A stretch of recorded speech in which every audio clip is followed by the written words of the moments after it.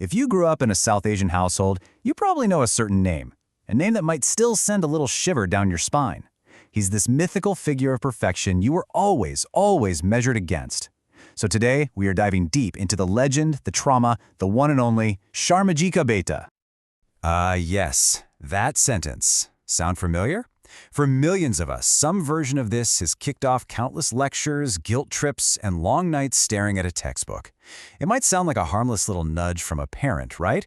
But today, we're going to unpack the very real, very deep-seated trauma hiding behind this infamous comparison.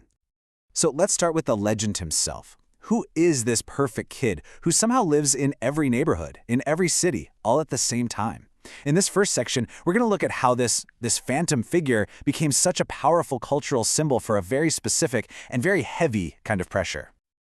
You know, this has gone way beyond just a family joke. It's actually now recognized as a real behavioral pattern, the Sharma Ji Ka Beta syndrome.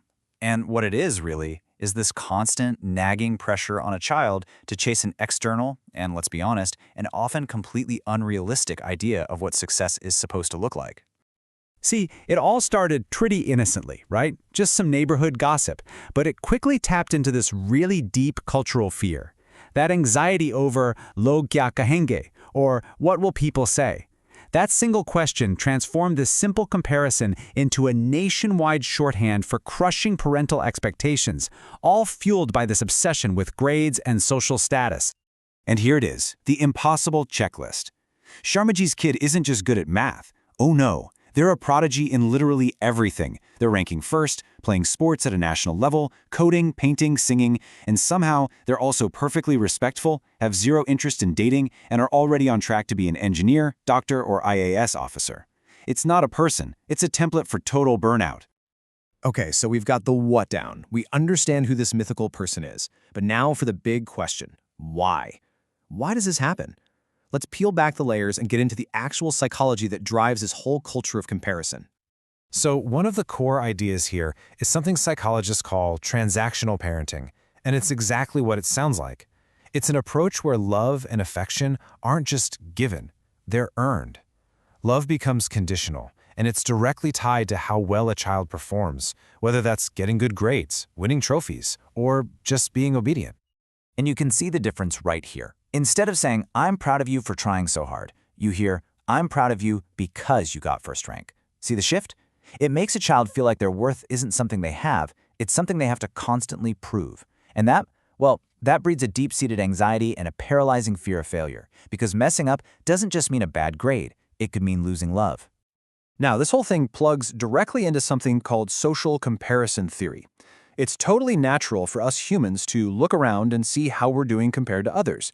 But when the most important people in your life are constantly forcing you to compare yourself upwards against some perfect rival, it becomes this toxic recipe for anxiety and this feeling that you will just never, ever be good enough.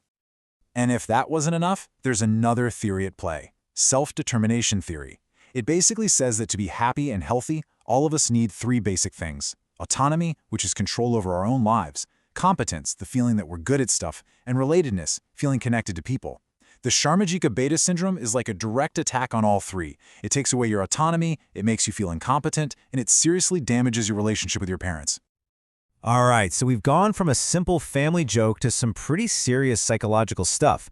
Now let's look at the real-world cost of all this. This is where the whole thing stops being a funny meme and starts becoming a genuine crisis. I mean, just look at these numbers. A massive survey of almost 4 lakh students found that a staggering 55% said studies were their #1 cause of anxiety. This isn't just getting nervous before a test. This is a chronic state of stress, fueled by that relentless day-in, day-out pressure to perform. And the cost can be absolutely devastating. That number on your screen, over 14,000. That's how many students in India have taken their own lives since 2016, just after failing an exam. It is the highest possible price to pay for a system that tells you that a test score is the measure of your life. This comment from a Reddit user it cuts right to the bone, doesn't it? When love is a transaction and success is the only goal, that parent-child bond starts to feel less like a family and more like a business deal, where the child's job is to deliver a return on investment. And we have to understand that this damage lasts a lifetime.